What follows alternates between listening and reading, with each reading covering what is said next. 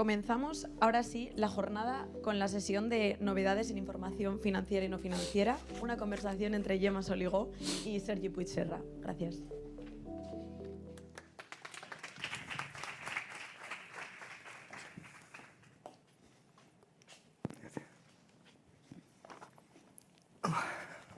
Bueno, Sergi, nos toca abrir a nosotros los diálogos. Sí. El año pasado nos hiciste un repaso de todo el calendario de implantación de la nueva normativa.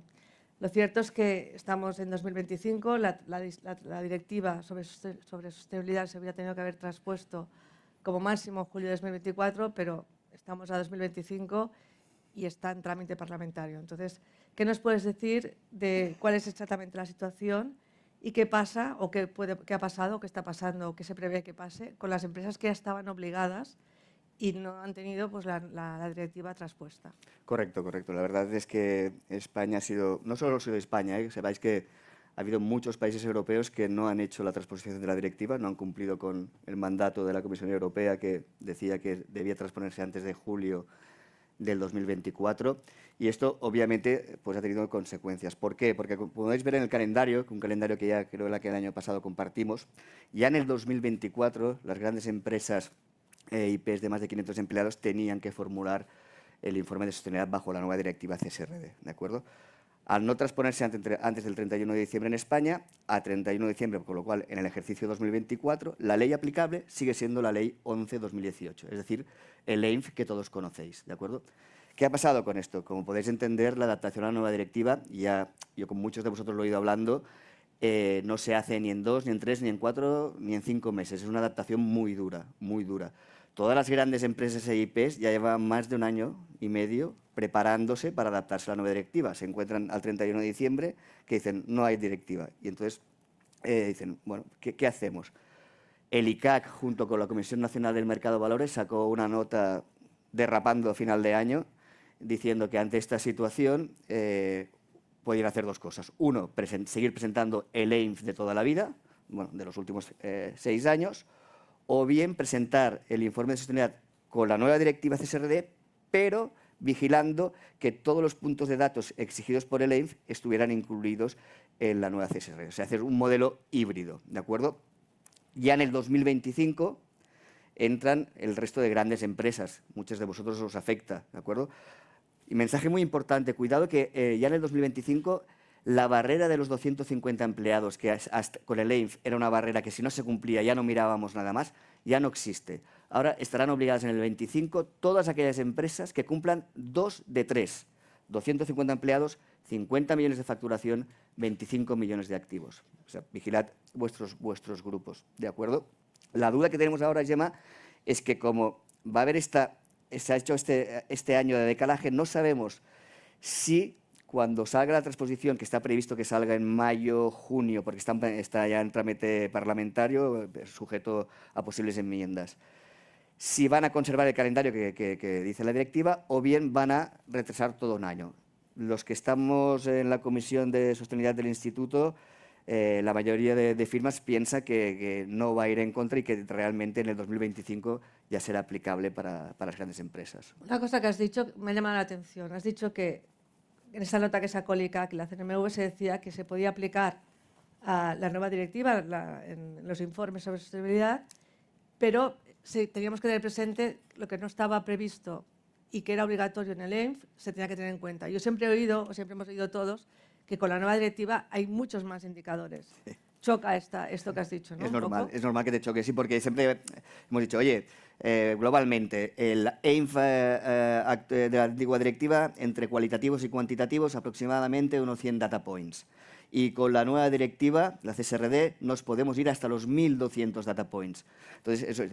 Pero, bueno, paradojas, hay ciertos data points que contempla el EINF que no están contemplados en la nueva directiva. Con lo cual, estas empresas en el 2024, como la ley aplicable es la 11/2018, tendrán que hacer este análisis gap y en su informe, aunque sea formato CSRD, incluir aquellos puntos de datos que son como obligatorios en el EINF y no en la CSRD. Sí, es paradójico, pero hay algunos. Básicamente centrados en temas de personal y información fiscal. Son los 2 grandes conceptos en que el EINF, digamos, era más exigente que la CSRD.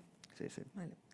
Ya hablaremos más adelante de estándares o cuál es el marco de reporting, pero ¿qué consejo, o cuando hablamos de que las empresas están asustadas por todo lo que viene, qué consejos o qué orientación práctica darías lo que va a suponer que nos adaptemos a esta nueva normativa a todas las sociedades? Sí. ¿Qué es lo que han de tener en cuenta o cómo se han de preparar, pero desde un punto de vista muy práctico? Sí, sí, sí. Bueno, yo ya sabéis que muchos de vosotros sabéis que ya hace mucho tiempo que digo, cuidado que viene el lobo, que viene el lobo. El lobo ya está aquí. El lobo ya está aquí y a todas las que nos afecte el 2025 hay que prepararse. Nosotros ya, para empresas que le estaban obligadas a priori en el 2024, hemos colaborado con ellas. Yo, en este slide, es un poco los procesos reales, o sea, aterrizar en el suelo, en la realidad nuestra, de lo que hay que hacer. La primera parte que nos exige la directiva es una identificación de impactos, riesgos y oportunidades. Veréis mucho el concepto de IROS. Se habla mucho de IROS. IROS son impactos, riesgos y oportunidades. Pero importante, no solo los propios de mi organización, como nos hacía hacer el EINF, sino también de toda la cadena de valor, nuestra cadena de valor. Aguas arriba y aguas abajo. Novedad importante y complejidad. Una vez tenemos esta primera identificación de IROS, pasamos el filtro de la doble materialidad.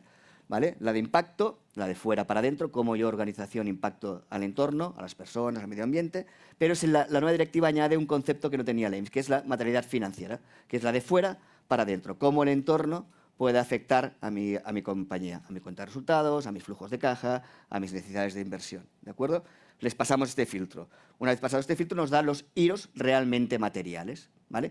Y cuando ya tenemos estos IROS materiales, vemos cada IRO de qué tema trata, nos vamos a los estándares que ha hecho la Unión Europea, las SRS, NEIS en castellano, y ese estándar nos dirá para cada IRO material qué reportar y cómo reportar. Aquí será el momento en que realmente sabremos el contenido de nuestro informe de sostenibilidad. Hasta no llegar a este paso no sabemos el contenido. No sabemos si tendremos que reportar 1.200 data points, 800 o 600. Aquí es cuando lo sabremos, ¿de acuerdo? Y a partir de aquí hay que hacer un análisis gap.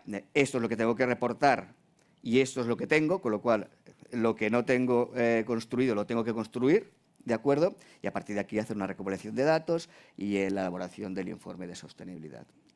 Visto así, el esquema parece fácil, Sí. hay mucho por el camino. No lo es, ¿eh? Pero sí que ahora quería preguntarte por el tema de los estándares. Cuando hablamos de formación financiera, todos tenemos claro que tenemos un plan general de contabilidad, una normativa internacional, etcétera, normas básicas en cuanto a cómo presentar la información financiera.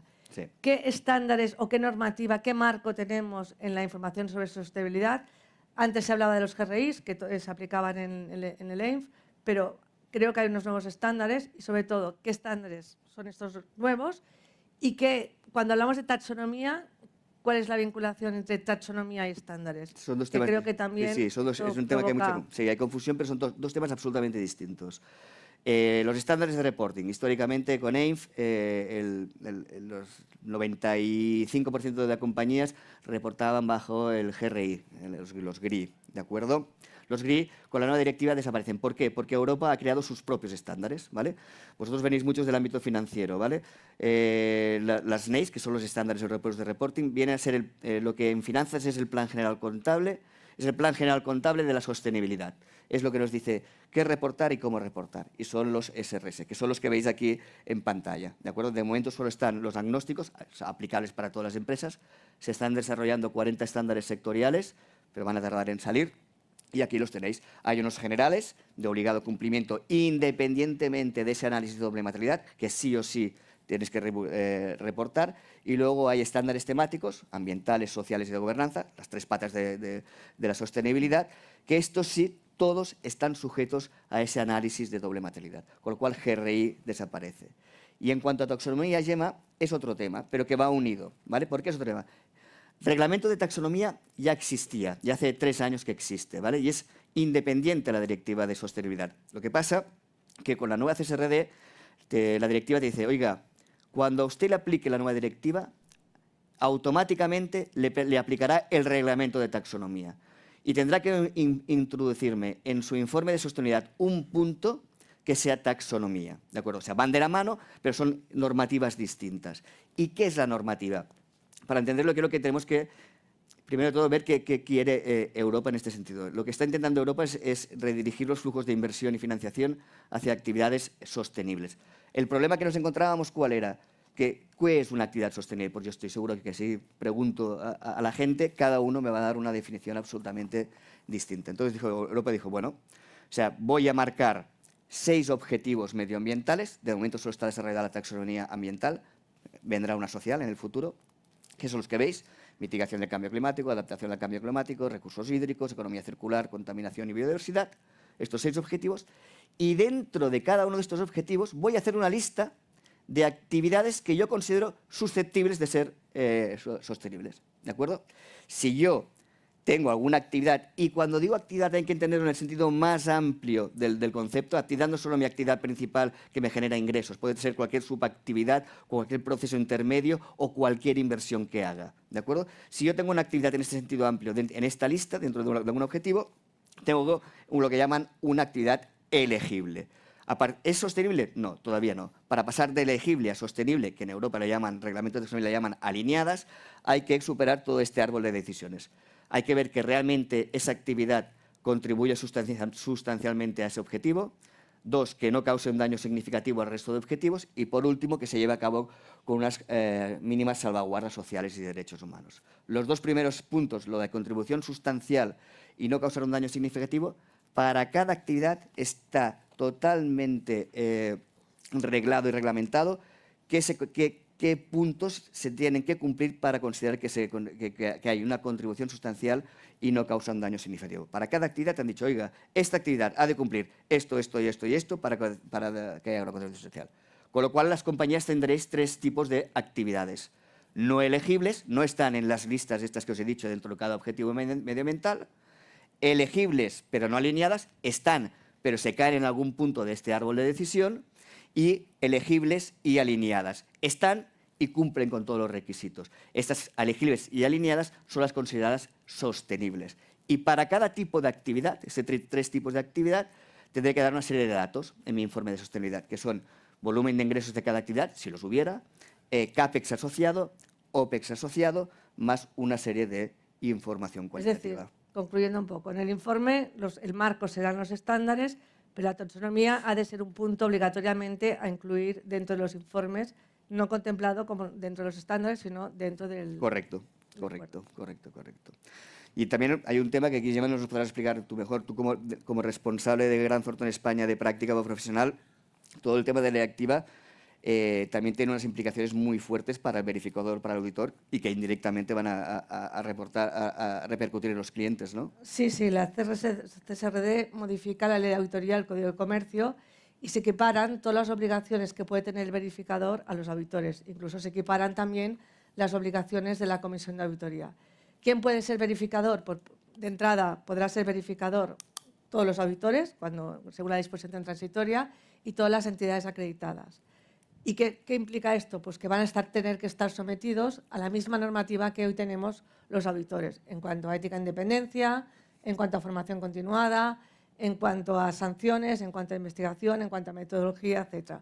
Con lo cual, obliga a las empresas a hacer un proceso de adaptación y formación importantes. ¿Esto qué supone? Pues evidentemente que vamos a tener que desarrollar una metodología y también vamos a tener que tener previsto lo que está contemplando la ley.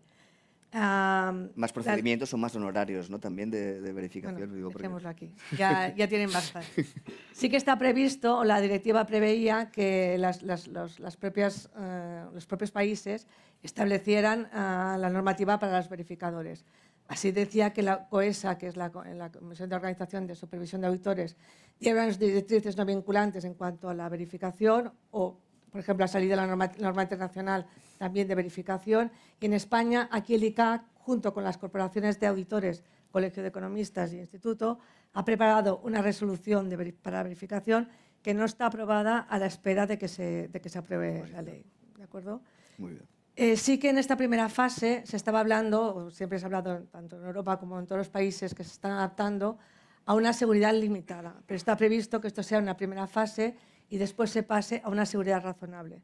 Si pasamos a una seguridad razonable, igual que digo que los auditores tienen que adaptar toda la normativa y procedimientos, es muy importante, cuando hablamos, por ejemplo, de auditoría, pues es muy importante el control interno en las sociedades. Y esto va a obligar pues, a que, si vamos a ir a una seguridad razonable, las empresas tengan que invertir mucho y desarrollar mucho temas de control interno en todo lo referente a la información no financiera y sostenibilidad. Cuando hablamos de Eso seguridad razonable, Gemma, estamos hablando de que es idéntico a los requisitos de la auditoría financiera, de la auditoría de cuentas anuales, ¿no?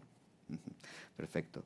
Y en tema de contable, la verdad es que yo no he oído mucho ruido al respecto, pero seguro que habrá quizás algunos puntos que habría que destacar, ¿no?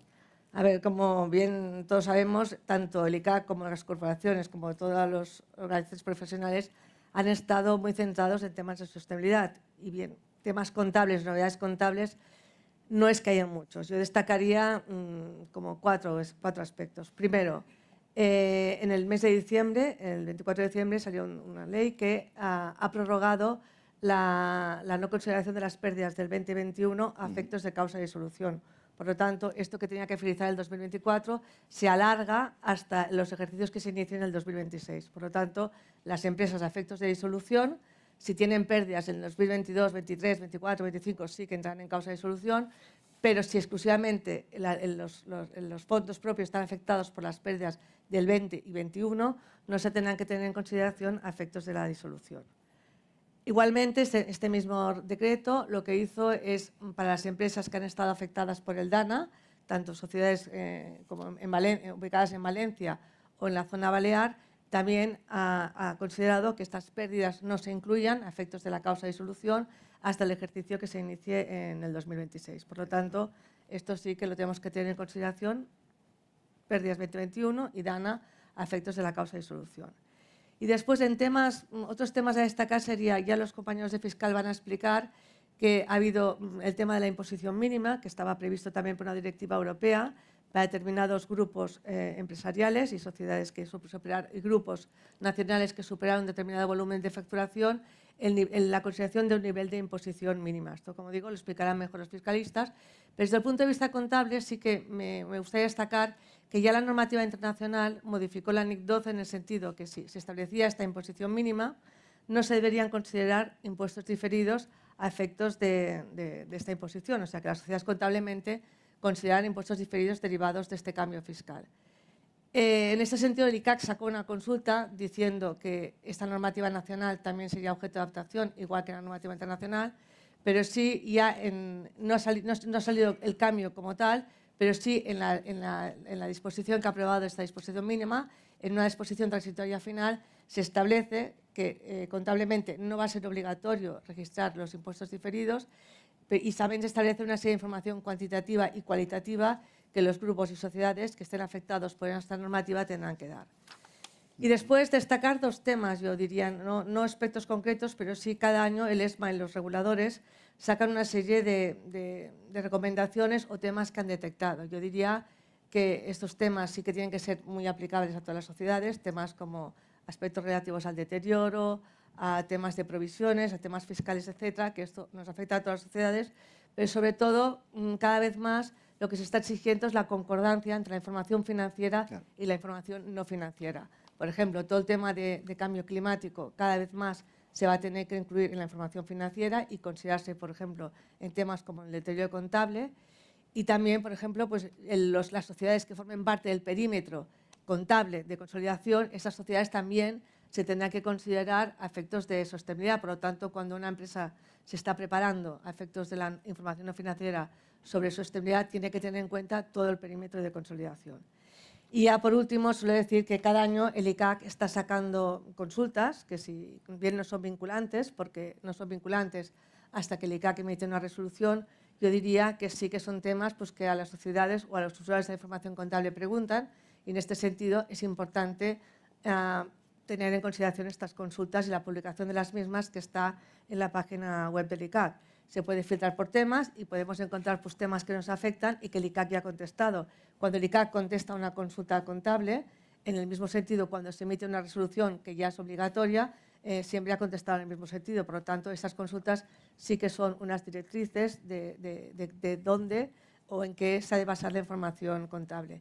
Y por último, yo diría que cuando hacemos uso de esta información del ICAC, sí que tenemos que tener en cuenta, esto siempre lo digo, la fecha de publicación. Desde que se publicó el Plan General Contable en el 2007 han habido diversas modificaciones. Se modificó en el 2010, se modificó en el 2016, en el 2021. Por lo tanto, cuando extraemos una consulta, hemos de tener en cuenta siempre la fecha de publicación para ver si esta consulta está vigente o no. Yo creo que una parte muy importante que has dicho, que afecta a la información financiera, es la concordancia entre la información que se dan cuentas anuales con la que se da el informe de sostenibilidad, porque hay más información de la gente que la gente piensa que está entrelazada, ¿de acuerdo? Y en cuanto al perímetro, obviamente el perímetro del informe de sostenibilidad, como bien has dicho, ha de ser el mismo, si en caso de grupos consolidados, el mismo perímetro que los estados financieros, pero el informe de sostenibilidad tiene la complejidad de que ese perímetro queda como ampliado cuando en toda la primera fase que hemos comentado de identificación de IROs, impactos, riesgos y oportunidades, en el informe de sostenibilidad se le añade toda la cadena de valor de la compañía, tanto aguas abajo, aguas arriba. Esto es una complejidad tradicional. Yo creo que hemos hecho un repaso de lo más importante. Sí. Agradeceros mucho a todos vuestra asistencia. Y hemos ya cumplido que con el tiempo, que es importante. Hemos cumplido y nos tenéis para cualquier duda que tengáis, por supuesto. Gracias. Muchas gracias.